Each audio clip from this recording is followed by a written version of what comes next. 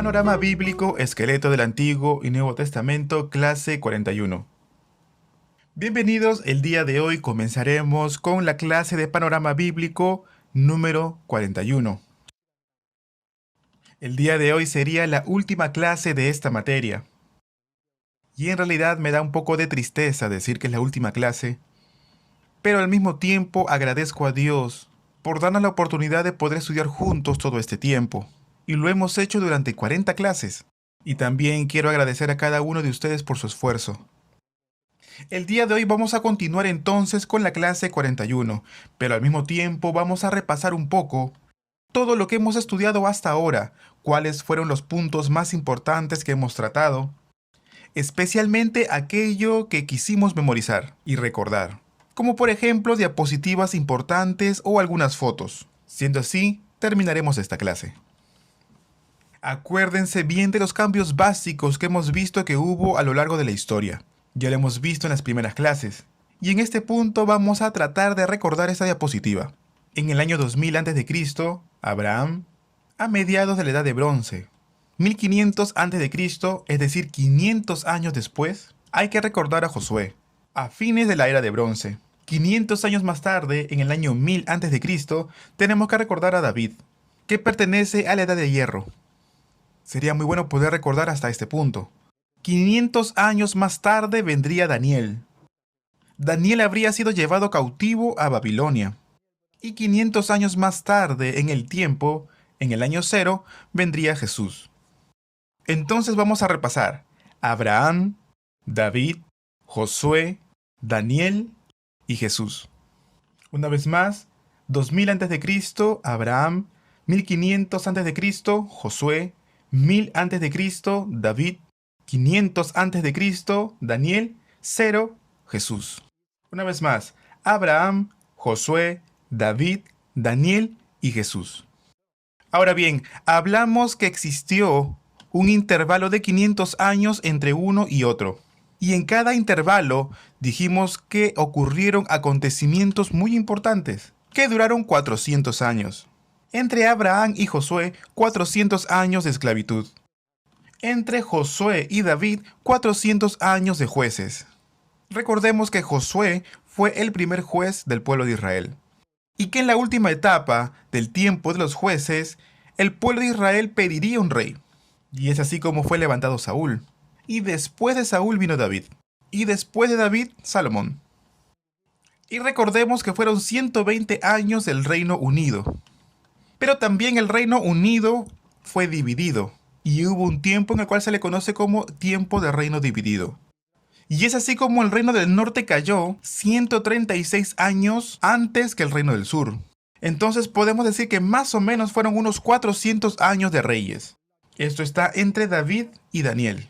Entonces, cuando cae el Reino del Norte y cae luego el Reino del Sur, serían llevados cautivos a Babilonia durante 70 años. Y después de este cautiverio, ellos regresarían a Israel. Entonces, desde Malaquías, quien fue el último profeta, hasta la aparición de Juan el Bautista, se darían 400 años de silencio. Serían 400 años de silencio porque Dios ya no entregaría palabra. Entre Abraham y Josué, 400 años de esclavitud. Entre Josué y David, 400 años de jueces. Entre David y Daniel, 400 años de reyes. Entre Daniel y Jesús, 400 años de silencio. También vimos este gráfico, este diagrama, que era el mapa sobre el cual estaba el camino de los patriarcas. ¿Se acuerdan qué había en el sur, en el norte? Tenemos que recordar estas ciudades porque son muy importantes. Entonces tenemos el norte, el sur, y en medio, en la línea horizontal, es el camino del patriarca. El camino del patriarca comienza con la ciudad de Siquem. Tenemos entonces Siquem, Silo, Betel, Ai, Mizpa en la parte de abajo, Ramá, Gabá, Jerusalén, Belem, Hebrón y Beerseba por último. De Jerusalén, por el valle del Jordán, podemos llegar a Jericó. Y de Jericó subiendo se llega a Micmas. Y de Micmas un poco más arriba, Ramá. Y de Mizpa y Gabaa podemos llegar a Gabaón. Y de Gabaón a Ajalón habrían dos cuestas. La cuesta de Bet Orón y la cuesta de Kiriat Jearim. ¿Tenemos que recordar esto? Pero vamos a repetir una vez más.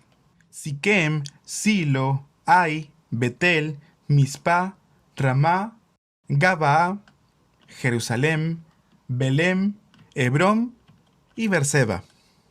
De Jerusalén se baja hasta Jericó. De Jericó subiendo llegamos a Micmas. Luego de Mizpa y Gabaa se puede llegar a Gabaón. De Gabaón se puede llegar a Ajalón por la cuesta del sur que es Betorón y la cuesta del norte que es Kiriat Jearim. Amados, deseo que puedan recordar todo esto sin falta. En realidad es muy difícil recordar todo esto si es que ustedes no estudian esto aparte. Con lo que hemos visto y hemos estudiado en las clases no será suficiente para poder memorizar.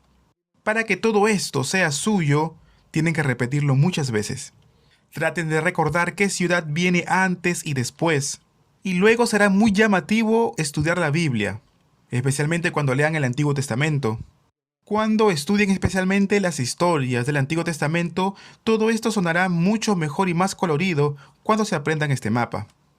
Lo que antes les parecía muy difícil las historias del Antiguo Testamento, con ayuda de este diagrama será mucho más entretenido y mucho más fácil de memorizar. Así que traten de recordarlo. Luego también vimos la distribución de las tierras a las tribus de Israel. Vamos a ver este mapa. Tenemos el norte, el sur, el oriente y el occidente. Tenemos el mar Mediterráneo del lado occidental. Esto sería el norte y por aquí tenemos el mar de Galilea. Entonces mi boca sería como el mar de Galilea y mi panza sería el mar muerto. Veámoslo desde abajo hacia arriba. Edom, Moab, Rubén, Gad, Manasés, Amón.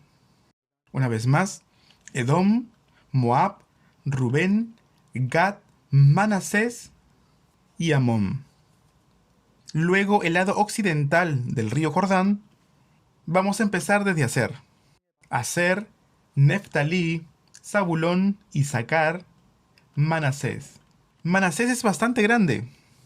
Luego sigue Efraín, Dan, Benjamín, Judá. Judá también es un territorio mucho más grande. Y Simeón, que se encuentra dentro de la tierra de Judá. Una vez más empecemos. Traten de ver bien este mapa. Recuerden que tenemos el mar de Galilea y luego el mar muerto. Empecemos desde Edom, en la parte de abajo. Edom, Moab, Rubén, Gad, Manasés, Amón. Pasemos al lado occidental desde la parte de arriba. Aser, Neftalí, Zabulón, Isaacar, Manasés, Efraín, Dan, Benjamín, Judá, Simeón. Me voy a parar para que ustedes puedan verlo completo y así lo podamos hacer juntos. Judá, Simeón. Judá, Simeón. De esta forma lo tienen que recordar. Traten de practicarlo y hagan lo suyo. Y para esto tienen que repetirlo muchas veces. Edom, Moab, Rubén, Gad, Manasés, Amón. Del lado occidental, Aser, Neftalí, Zabulón, Isaacar, Manasés, Efraín, Dan, Benjamín, Judá y Simeón. Muy bien. Amados, creo que no les mostré esta diapositiva a ustedes, pero quiero explicarles brevemente. Vamos a ver entonces cuándo era el reino unido y cuándo era el reino dividido. Aquí en esta diapositiva vamos a ver los acontecimientos más importantes. Tenemos a Saúl, a David y a Salomón. Por aquí tenemos a Saúl, más abajo David y al extremo Salomón. Cada uno de ellos gobernó durante 40 años. Saúl entonces gobernó durante 40 años y cerca de su muerte, en mano de los filisteos, en la guerra contra los filisteos, Saúl moriría en Gabaa. Jonatán y su padre Saúl morirían juntos en un mismo día. Isboset, su hijo, se dirigiría a Mahanaim y levantaría en ese lugar un reino temporal. Por otro lado, David huye de Saúl y se dirige a Hebrón. Y desde allí, desde Hebrón, sería constituido como rey. Dice la palabra que los ancianos ungen a David como rey, y David reinaría en ese lugar durante 7 años y medio. Entonces enviaría a su general Joab a conquistar Jerusalén. Y luego de 7 años y medio, David se dirige a Jerusalén. Y allí estaría gobernando durante 33 años. Absalón, hijo de David, se rebela en contra de su padre. Baja a Hebrón y se autoproclama rey. Y de esta forma Absalón iría a atacar a su padre David. David entonces cruza el torrente de Cedrón y se dirige al norte. Y allí levantaría un gobierno temporal.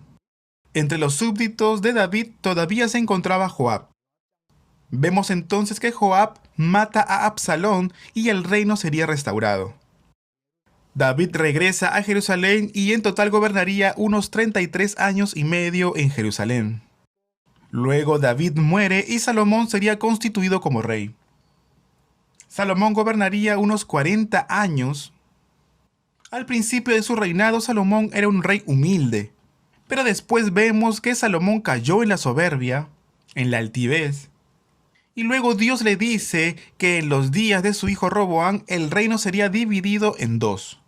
Roboam entonces, más adelante, sería hecho rey en Judá, llamado Reino del Sur, y Jeroboam reinaría la parte norte, Israel, conocida como Reino del Norte. De esta forma el reino se divide en dos. Israel, el reino del norte, caería en manos de los asirios, y el reino del sur, Judá, caería en manos de los babilonios, o los caldeos. Y esta es otra diapositiva que muestra lo siguiente. Amados, en verdad solamente tienen que tratar de recordar estas diapositivas que ya hemos visto. Vemos a Saúl, David y Salomón, que en total gobernaron 120 años, tiempo de un reino unido.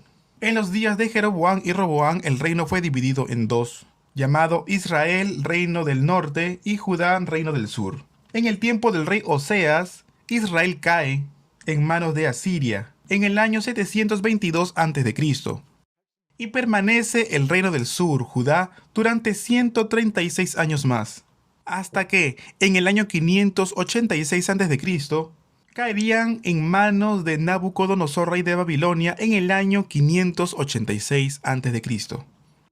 Y esto se dio durante el reinado del rey Sedequías en Judá. Esta sería la diapositiva que muestra el panorama general de Israel durante el reinado. En el libro de los reyes encontramos muchos reyes, de los cuales hay reyes muy importantes, como por ejemplo Acab, quien se casó con Jezabel. Jezabel era profetisa de Baal, hija de Ed-Baal, rey de Fenicia. Y debido a Jezabel, la idolatría de Baal entró en toda Jerusalén, en toda Israel, corrompiendo aún más al pueblo de Israel. Jezabel y Acab tienen una hija que se llama Atalía. Atalía se casa con el hijo del rey de Judá, que se casa con el rey de Judá. Y es así que tanto el reino del norte como el reino del sur caerían en una total idolatría, en una total adoración a Baal, incluso en el mismo palacio, lo cual también causaría la destrucción posterior de Israel. No les voy a mostrar una diapositiva más acerca de esto, sino que solamente les estoy mencionando para que puedan recordar. De esta forma terminamos con los libros históricos del Antiguo Testamento. Ahora vamos a ver acerca de los libros proféticos y la posición de los libros proféticos. Entonces serían 17 los libros proféticos del Antiguo Testamento. ¿Y cuál sería la relación que existe entre ellos? ¿Cuándo fueron escritas? Israel cae en el año 722 a.C. en manos de los asirios. Asiria a su vez cae en manos de los babilonios en el año 612 a.C. Y Babilonia a su vez caería por Persia en el año 539 a.C. Todo lo que les he dicho hasta el momento es historia, ¿verdad? Ahora bien, en el caso de Judá, el reino del sur caería en el año 586 a.C. por los babilonios. Otro acontecimiento muy importante es que en el año 606 a.C., es decir, 20 años antes de que caiga Judá, ya empezarían a llevarse a un primer grupo cautivo a Babilonia. Después de que Persia conquistara Babilonia en el año 536 a.C., el rey de Persia firmaría un edicto para que el pueblo de Israel volviera a Jerusalén. Entre ellos, en el primer grupo retornaría Zorobabel. ¿Para qué? Para reconstruir el templo que había sido derribado. En el año 586 a.C., el templo de Salomón había sido destruido. Y es así como Zorobabel levantaría nuevamente este templo, el segundo templo, o también conocido como el templo de Zorobabel. Hay un segundo grupo que retorna a Jerusalén juntamente con Esdras, el escriba. Esto fue en el año 458 a.C. y ellos se encargarían de restaurar la adoración en Jerusalén. Y luego, en el tercer grupo, en el año 444 a.C., retornarían juntamente con Nehemías. Y ellos se encargarían de restaurar los muros derribados de la ciudad de Jerusalén. El primer grupo entonces levantó el templo. Con Esdras, el segundo grupo restauró la adoración. Y luego con Nehemías, el tercer grupo se encargaría de restaurar los muros de la ciudad de Jerusalén. Todo esto es historia también. El libro histórico número 17 sería el libro de Esther. Esther trata acerca de la vida de los judíos que decidieron no volver a Jerusalén y permanecer de esta forma en Persia. Y fue la historia escrita durante el reinado del rey Asuero. Vemos que por poco todo el pueblo de Israel que se encontraba en Persia iba a ser destruido y exterminado. Iba a haber una gran matanza por una calumnia que habría presentado Amán. Pero por la sabiduría, la misericordia de Dios, serían rescatados por medio de la intercesión de Esther. A continuación vamos a resumir todos los libros proféticos. Durante el reinado de Jeroboam II, hubieron 3 profetas que anunciaron la palabra de Dios en Israel: Oseas, Amós y Jonás. Serían 3 libros de profetas que anunciaron la palabra de Dios en Israel, el reino del norte: Oseas, Amós y Jonás. Luego también aparecen otros libros y profetas que anunciaron la palabra de Dios durante el cautiverio. En Babilonia, por ejemplo, tenemos a Ezequiel y a Daniel. Ezequiel y Daniel, juntamente con otros varones de Israel, fueron llevados cautivos. Y al retornar del cautiverio, habrían también 3 profetas que dieron palabra después del cautiverio. Sería Ageo, Zacarías y Malaquías. De 5, entonces sumamos 3 y ya tenemos los 8 libros. Los que tienen que ver con la caída de Israel, tenemos a Oseas, Amós y Jonás. Durante la etapa del cautiverio, o que fueron llevados cautivos, Ezequiel y Daniel. Y aquellos que retornaron del cautiverio, tenemos a Ageo, Zacarías y Malaquías. Los restantes 9 libros tienen que ver con los profetas que anunciaron la palabra de Dios en Judá, el reino del sur. Durante el reinado de Joram, Joel y Abdías. Durante el reinado de Ezequías, Isaías y Miqueas. Durante el reinado de Joacim, Jeremías, Lamentaciones, Nahum, Habacuc y Sofonías. Jeremías anuncia que el pueblo de Dios será llevado cautivo a Babilonia, pero que después de 70 años, Dios va a restaurar al pueblo de Dios. Entonces Jeremías insta y aconseja al pueblo de que no huyan, porque eso sería castigo de Dios. Les exhorta a que reciban el castigo de Dios, porque después de 70 años Dios los volvería a restaurar. Ese era el profeta Jeremías. Jeremías escribió el libro de Jeremías y también el libro de Lamentaciones. Luego también tenemos a Nahum, Habacuc y Sofonías. Entonces Joel, Abdías, Isaías, Miqueas, Jeremías, Lamentaciones, Nahum, Habacuc y Sofonías, todos ellos tienen que ver con el trasfondo del reinado del sur, el reino de Judá. La siguiente diapositiva tiene que ver con el cautiverio y transición entre el Antiguo y Nuevo Testamento. También les aconsejo que sería muy bueno que lo puedan recordar. Tal vez de repente no los años, pero sí que Israel cayó en manos de Asiria, Asiria cayó en manos de Babilonia, Babilonia destruyó Judá, pero Babilonia a su vez cayó en manos de Persia. Persia más adelante sería destruido por Grecia, exactamente por Alejandro Magno. Alejandro Magno murió siendo muy joven y el reino quedaría dividido por sus 4 súbditos o generales de Alejandro Magno, de los cuales 2 reinos son muy importantes. Uno se encuentra al sur, y en el libro de Daniel lo podemos entender como el reino del sur. Estamos hablando de Ptolemaida, la dinastía de Ptolemaida. Y la parte de Turquía y toda Mesopotamia estaba gobernada por Seleucia. Entonces las dinastías Ptolemaida y Seleucia vendrían a ser las más importantes y las que debemos de recordar. Cuando se encontraban bajo el gobierno de Seleucia, Antíoco IV habría sido un rey bastante violento.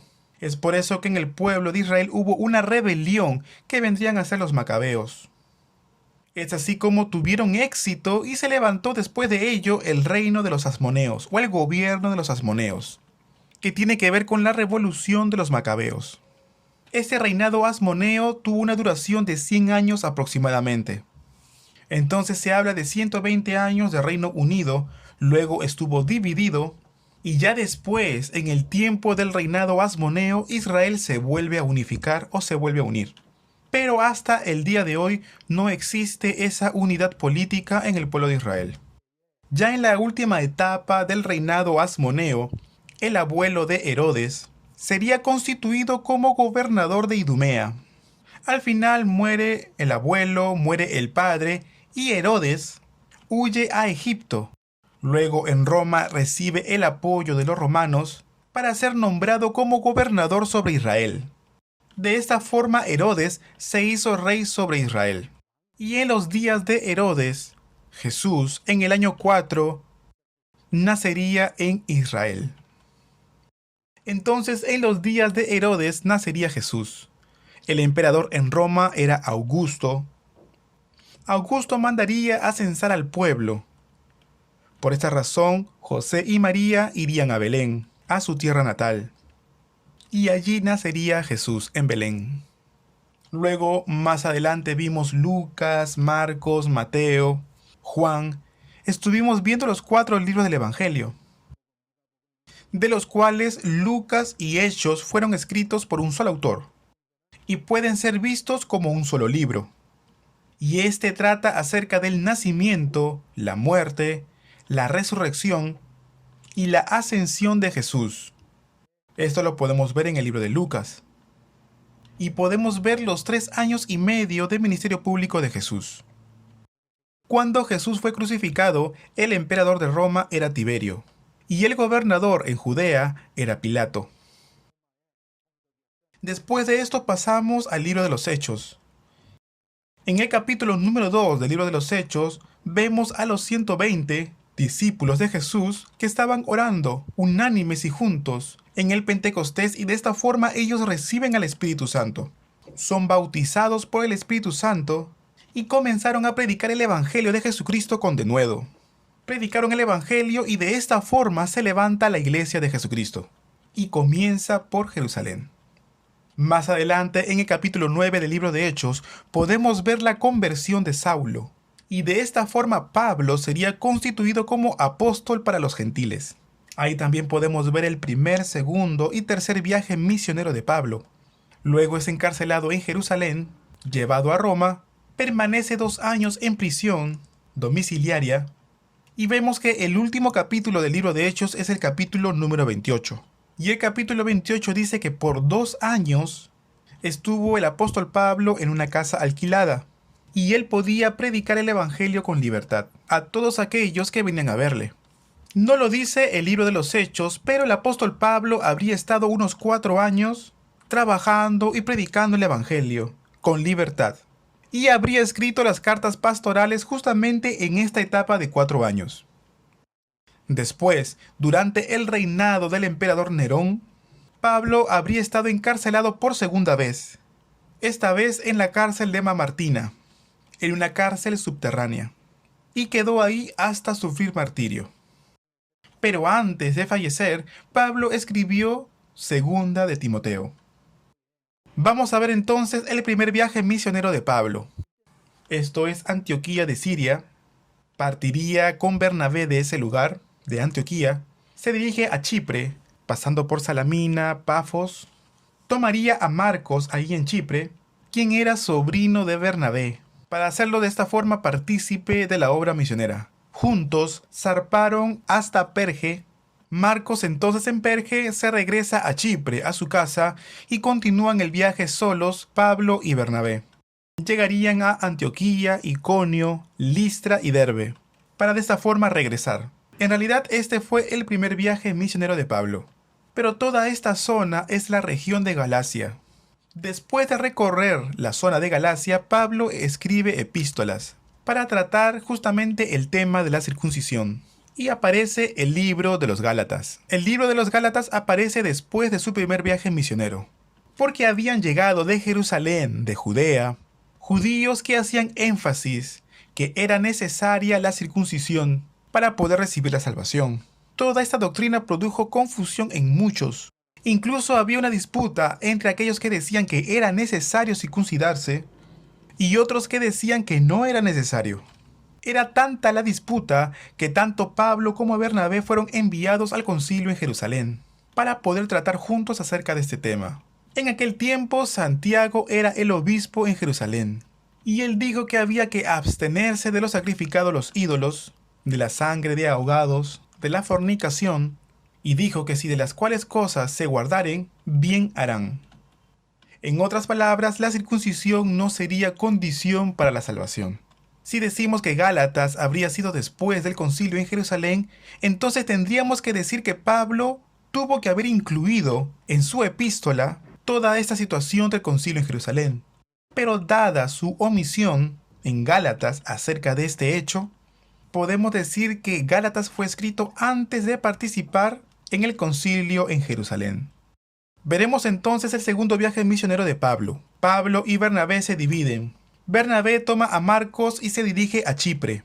Y el apóstol Pablo juntamente con Silas se dirigen a Tarso. Recorren todas las ciudades de Galacia, pasan por Listra, y es allí donde toma a Timoteo como su discípulo y se lo lleva a la obra misionera. Pero antes de eso, Pablo circuncida a Timoteo. El apóstol Pablo quería ir a Asia, pero el Espíritu Santo se lo prohibió y se lo impide. Luego Pablo quería ir a Bitinia, pero tampoco fue permitido por el Espíritu Santo. Entonces Pablo se dirige para el lado de Troas. Allí en Troas, Pablo vería una visión, viendo a un hombre macedonio que le pedía ayuda. De esta forma, Pablo se dirige a Filipos.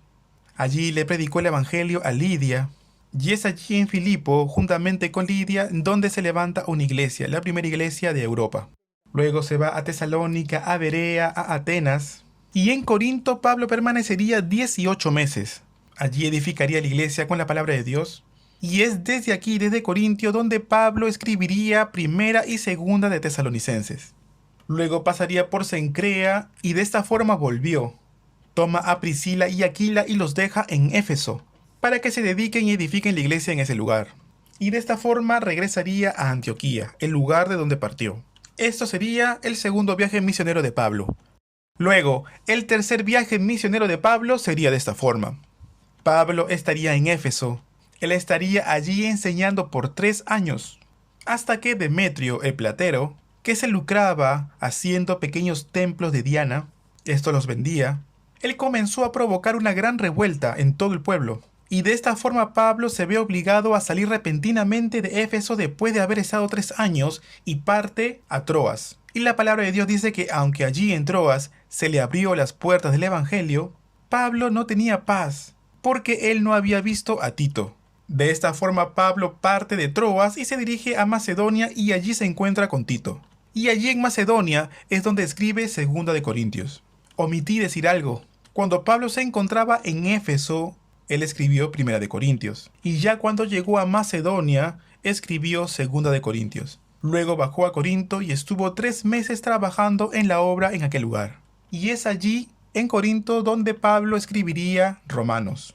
Luego el apóstol Pablo regresaría por tierra bordearía todo el mar Egeo, se queda en Troas y predica el Evangelio por una semana.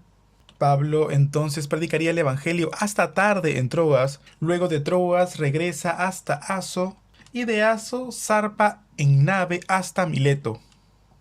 Y allí en Mileto, Pablo llama a los ancianos de la iglesia de Éfeso y le entrega una carta de despedida.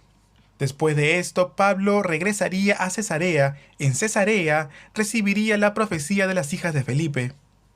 También vemos al profeta Agabo, quien le pide un cinturón, y él, atándose los pies y manos, dijo: aquel de quien es este cinturón será atado en pies y manos y será atribulado en Jerusalén. Los discípulos que se encontraban allí llorando trataban de detener a Pablo para que no vaya a Jerusalén. Y Pablo les decía: ¿por qué me entristecen así?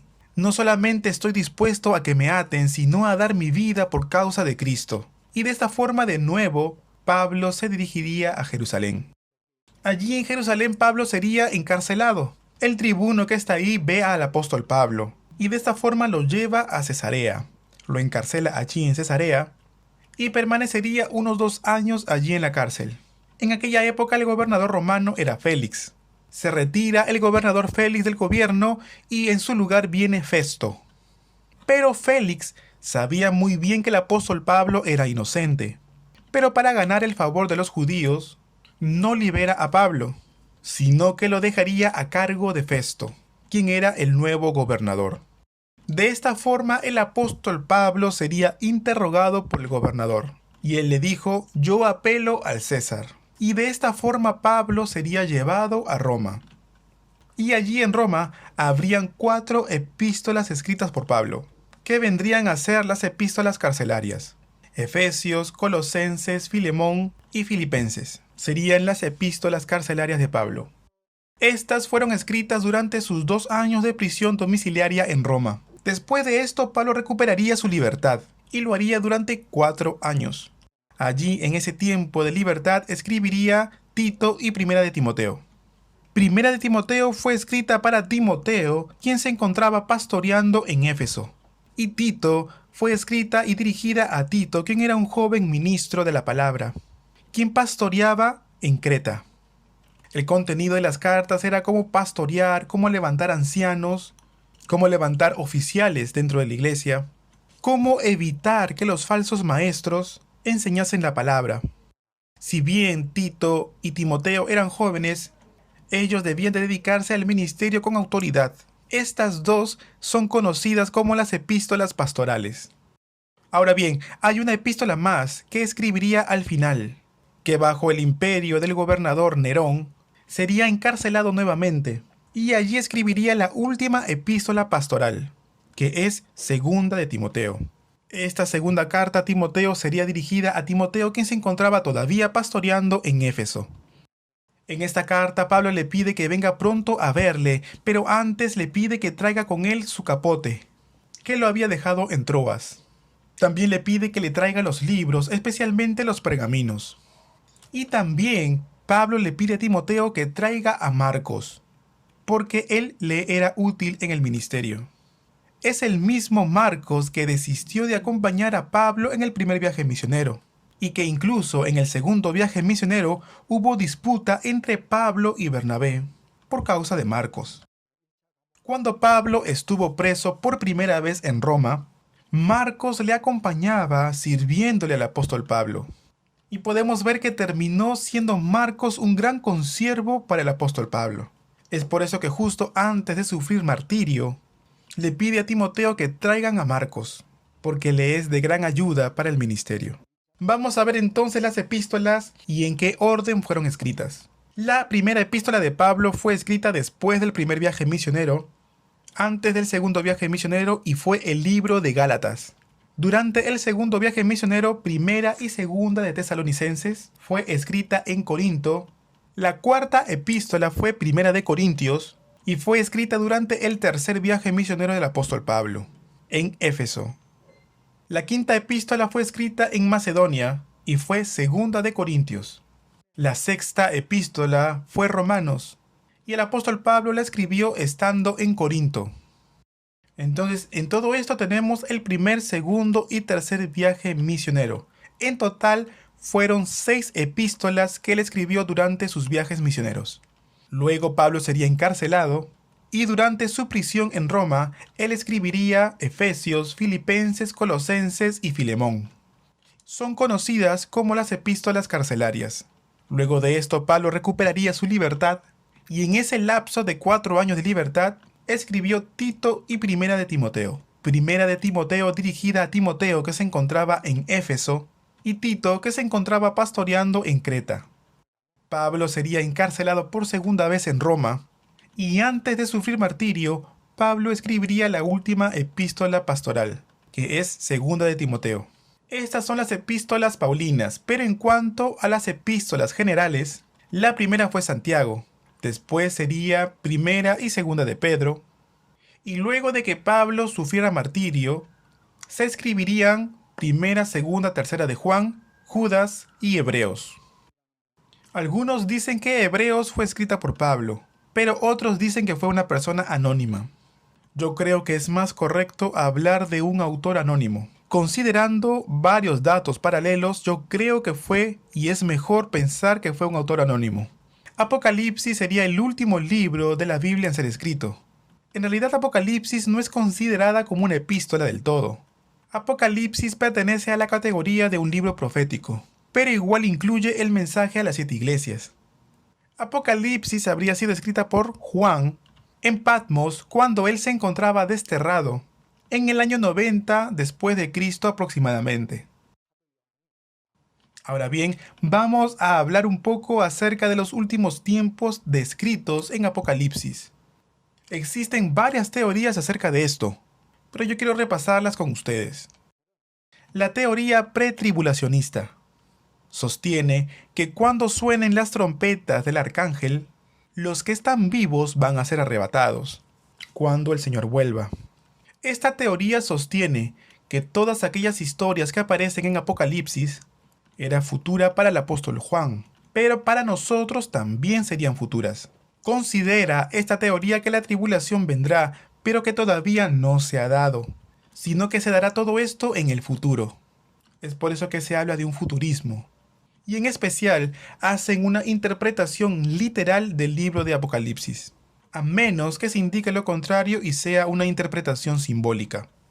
Pero esta teoría en general interpretan el Apocalipsis de una forma literal. Entonces el Señor, cuando suenen las trompetas, volverá en el aire.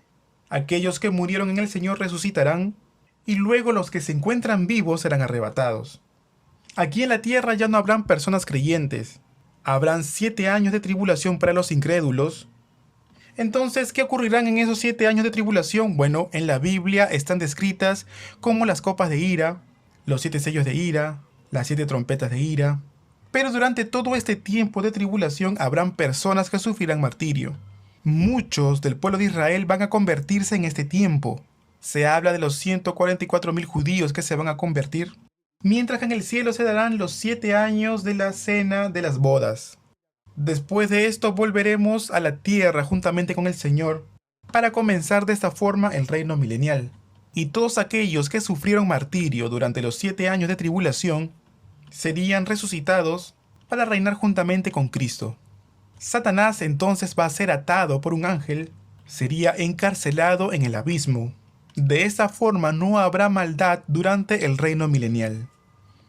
En el último tiempo del reino milenial, antes del juicio del trono blanco, Satanás será desatado una vez más. Y dice la palabra que será por un breve tiempo. Satanás va a levantar entonces a Gog y Magog para de esta forma enfrentarse al Señor. Y después de todo esto se dará el juicio final.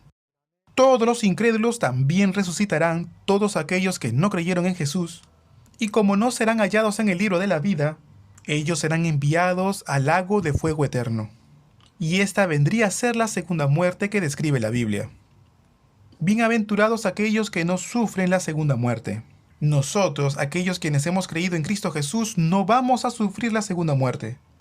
Pero amados, esta es una de las razones por la cual nosotros tenemos que predicar el Evangelio. A los hermanos, a los vecinos, a los conocidos, a la familia. A aquellos que no conocen al Señor. Porque en este momento, en el juicio del trono blanco, O bien serán enviados al castigo eterno, o bien serán llevados al reino de los cielos. Y todo esto depende si nosotros hemos creído en Jesús estando en vida. Entonces, amados, esta sería la teoría pretribulacionista, que el Señor vendrá antes del reino milenial. Es premilenialismo, es premilenialista. Y dentro del premilenialismo es pretribulacionista. Porque dentro de la teoría premilenialista se encuentra también el posttribulacionismo. Como por ejemplo miren. Según la teoría posttribulacionista, aún los que creen en Jesús pasarían por la tribulación, o por la gran tribulación. En Mateo 24 se encuentran las señales de los últimos tiempos. Y esa palabra habría sido dada por el Señor Jesús para sus discípulos. Ellos dicen, y si fue dada a los discípulos, también tendría que ser dada a todos los creyentes. Y ellos dicen que es una advertencia para todos los cristianos, todos los hijos de Dios, de que ellos también pasarán por la gran tribulación. De esta forma, ellos sostienen que aún los creyentes pasarán por la gran tribulación. No obstante, yo también les expliqué que aquellos que escucharon este mensaje eran también judíos. Y ellos fueron atribulados unos años más tarde con la caída de Jerusalén. Amados, no considero yo que esta palabra haya sido dirigida a todos los creyentes. En el Nuevo Testamento, Israel no es idéntica a la iglesia. Así también lo dice el libro de Romanos. Una cosa es Israel y otra cosa es la iglesia. Habría que separarlo. Amados, es como en el tiempo del Antiguo Testamento. El pueblo de Israel salió de Egipto, pasó por el desierto, entró hasta la tierra de Canaán. Esa palabra que fue dada a Israel, la aplicamos en nuestras vidas. Es por eso que también en el Nuevo Testamento tratamos de aplicar esa palabra que Dios dio al pueblo de Israel y no a la iglesia. Y amados, no podemos hacer eso. Debemos ya en el Nuevo Testamento separar la palabra que es dirigida a Israel y la palabra que es dirigida a la iglesia. Yo sostengo que la iglesia no va a pasar por la gran tribulación, porque el Señor dijo que seremos libres de la gran tribulación. Esta teoría es conocida también como premilenialista post-tribulacionista. Cuando el Señor vuelva por el aire, los muertos en Cristo van a resucitar, aquellos que están vivos serán arrebatados, y comienza inmediatamente el reino milenial. Y ya después del reino milenial es muy parecida a la teoría pretribulacionista. Entonces, este cuadro sería premilenialista post-tribulacionismo. Y existe otra teoría que es post-milenialismo. ¿Qué sostiene esto? Que el Señor volverá después del reino milenial. Las dos posturas anteriores dicen que el Señor vendrá antes del reino milenial. Esta teoría va a decir que el Señor viene después del reino milenial.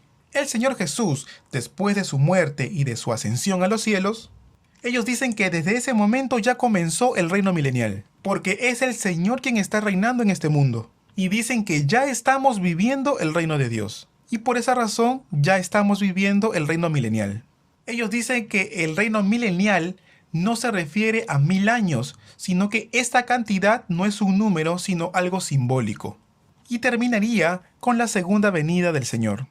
Ellos dicen que la gran tribulación ya se dio con la caída de Jerusalén en el año 70 después de Cristo.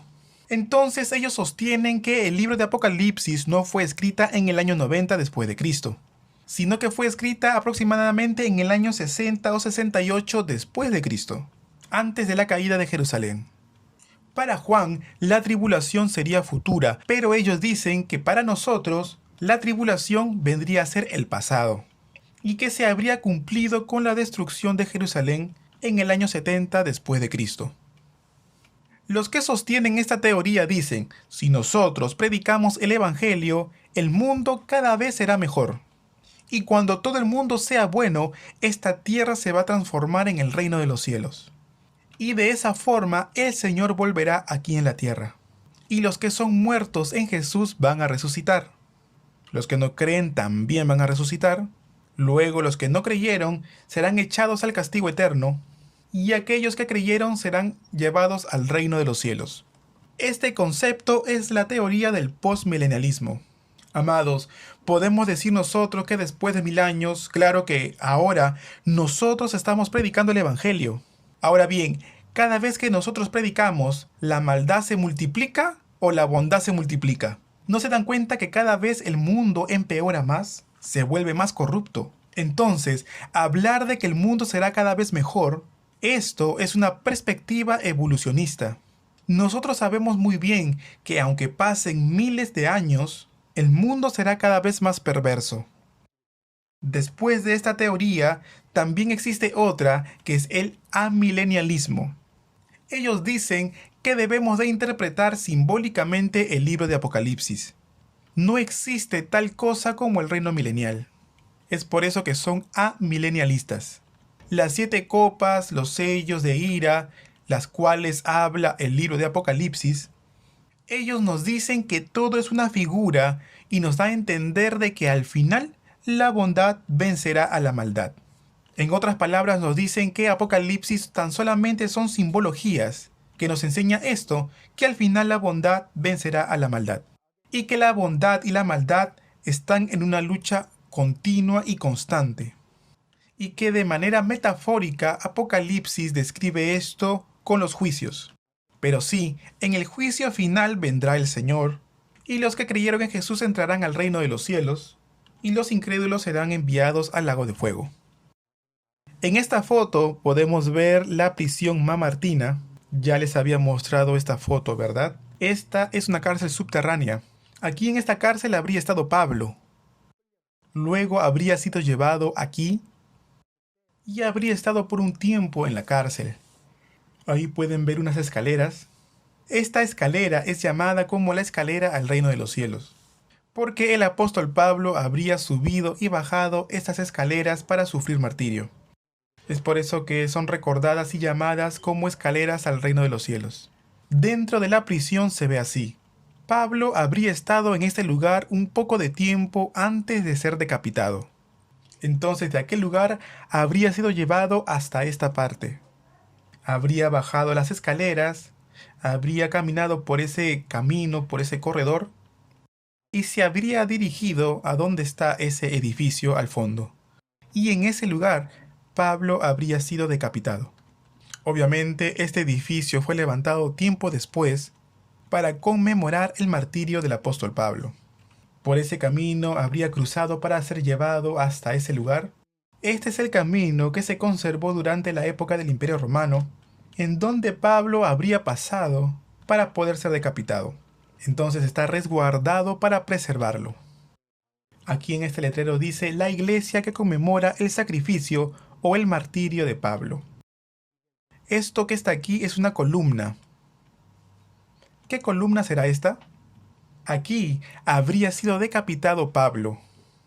Si ustedes pueden ver en la escultura, ahí pueden ver una columna, en donde habría apoyado la cabeza Pablo, y el verdugo habría dejado caer una herramienta muy filosa sobre el cuello de Pablo para decapitarlo. Y esa columna la podemos encontrar dentro del templo. Y esa sería la piedra en donde Pablo habría sufrido martirio. Esta es otra escultura. Ahí podemos ver una cruz invertida y Pedro estaría allí. Él estaría sufriendo martirio en una cruz invertida. Esta es la iglesia de San Pablo. Después de haber sufrido martirio, Pablo habría sido sepultado en un cementerio público. Y arriba de su tumba levantaron esta iglesia conmemorativa. Y cuando uno entra a ese lugar, en la parte de abajo encontraría el sepulcro del apóstol Pablo. Allí en medio hay una escultura de Pablo hecha de mármol. En una mano tiene la espada y en la otra lleva la palabra de Dios. Y en la fachada se pueden ver reflejadas o dibujadas los 4 autores del Evangelio. Aquí adentro estaría la tumba de Pablo. Por dentro se vería de esta forma. Debajo se encontraría la tumba de Pablo. Y ahí también está guardada la cadena que habría sujetado a Pablo cuando fue arrestado.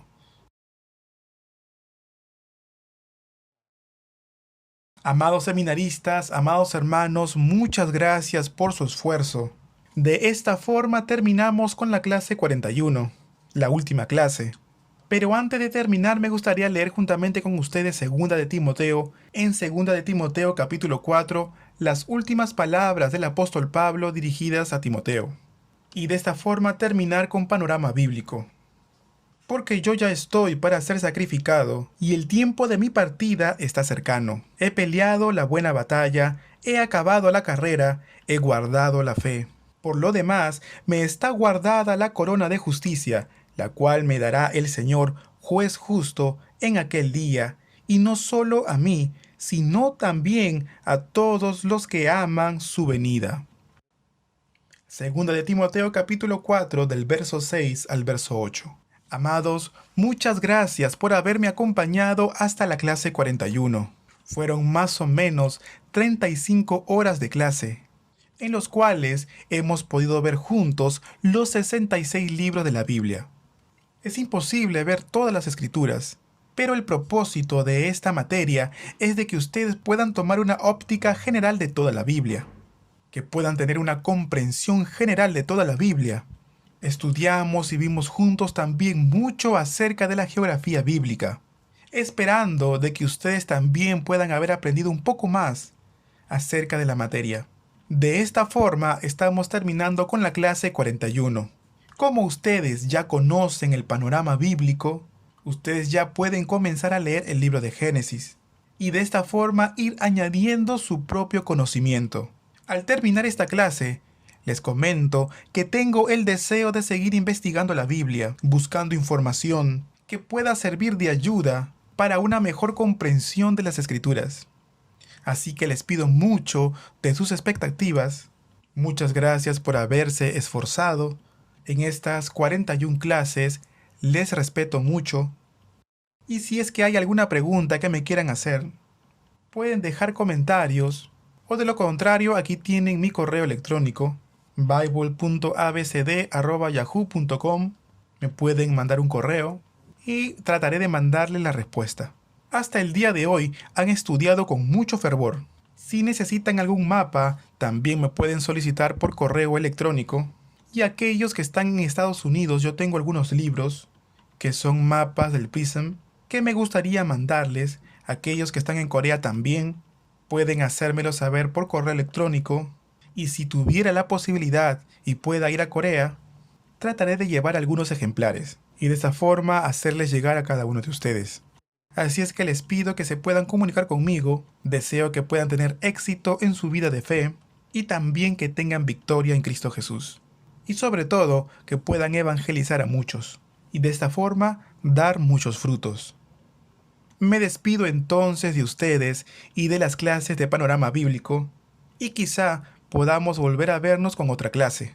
Tengan mucha expectativa y les pido mucho de su oración también. Muchas gracias.